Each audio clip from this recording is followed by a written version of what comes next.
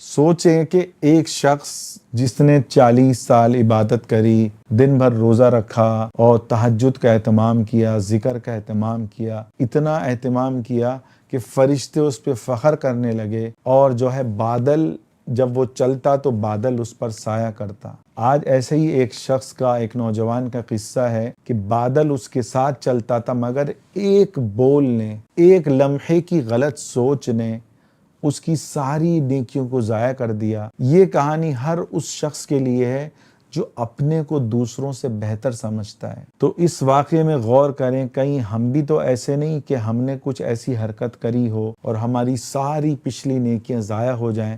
اب غور سے اس واقعے کو سنیں۔ ابن جوزی رحمۃ اللہ علیہ لکھتے ہیں کہ بنی اسرائیل میں ایک عبادت گزار تھا۔ کثرت عبادت کی وجہ سے اللہ نے اسے مستجاب الدعا اور صاحب کرامت بنا دیا۔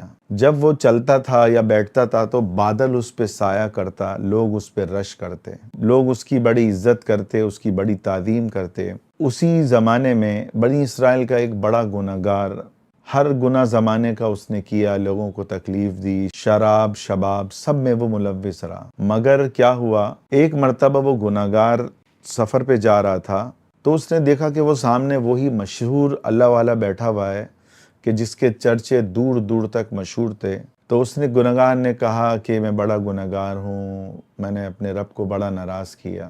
پھر کہنے لگا میں اس کے قریب جا کے بیٹھتا ہوں تو اس پر جو اللہ کی رحمت برس رہی ہوگی وہ مجھ پر بھی برسے گی۔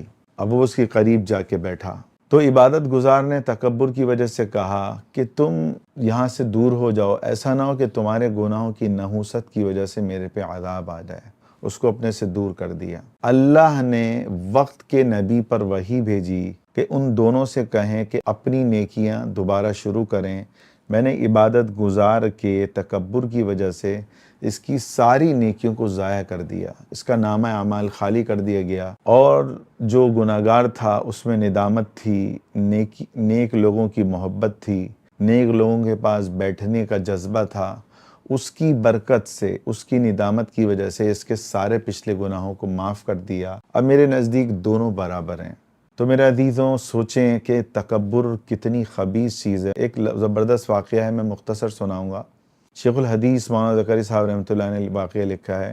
عبداللہ اندلس رحمۃ اللہ علیہ ایک بڑے اللہ والے گزرے ہیں جن کے مرید تھے شیخ شبلی رحمۃ اللہ علیہ، اور شیخ شبلی رحمۃ اللہ علیہ اتنا ان کا دل اللہ کی محبت سے بھرا ہوا ہوتا کہ اپنی قمیض کی جیب میں گڑ رکھا کرتے، اور جو ان کے سامنے اللہ کا نام لیتا اس کو وہ گڑ تحفے میں دیتے کہ بھئی تم نے میرے محبوب کا نام لیا، میں تمہیں خالی ہاتھ نہیں جانے دے سکتا۔ یہ بچوں کے ساتھ وہ کیا کرتے، تو بچوں میں یہ بڑے مشہور تھے۔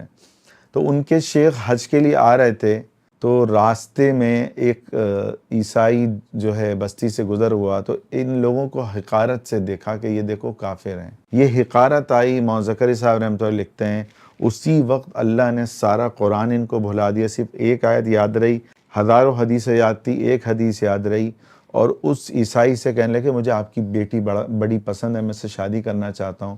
انہوں نے کہا تمہیں عیسائی ہونا پڑے گا اور تمہیں جو ہے سور چرانے پڑیں گے 1 سال تک، پھر تمہاری اس سے شادی ہوگی۔ بہت تفصیلی واقعہ ہے۔